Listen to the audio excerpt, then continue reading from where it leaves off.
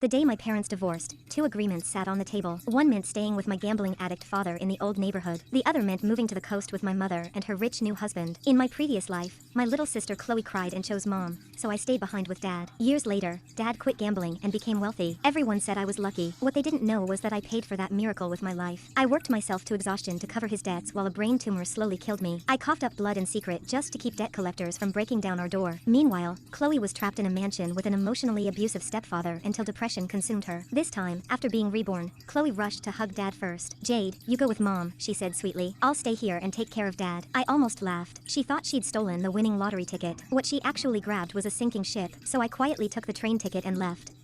Mom picked me up in a black Mercedes, already annoyed by my existence before I even got in. "Don't dirty the seats," she snapped. By the time we reached the coastal villa, night had fallen. The house was huge, spotless, and cold enough to feel like a graveyard. That was where I met my stepfather again, Robert Henderson, the same man Chloe once described as a monster. But when I looked at him this life, I noticed something strange. He looked sick, pale skin, hollow eyes, a body that carried the scent of slow decay. He barely acknowledged me. "Don't make noise," he said flatly. That was all. Mom, meanwhile, acted like a servant desperate to please him. She monitored every step I took, terrified I'd upset her wealthy husband, so I made myself invisible. I moved into an abandoned storage room just because it faced south and got sunlight. The tumor made me cold all the time. Sunlight was the only thing that still felt warm. Days passed quietly, until Chloe called. Dad had discovered the missing passbook containing the $5,000 I earned washing dishes.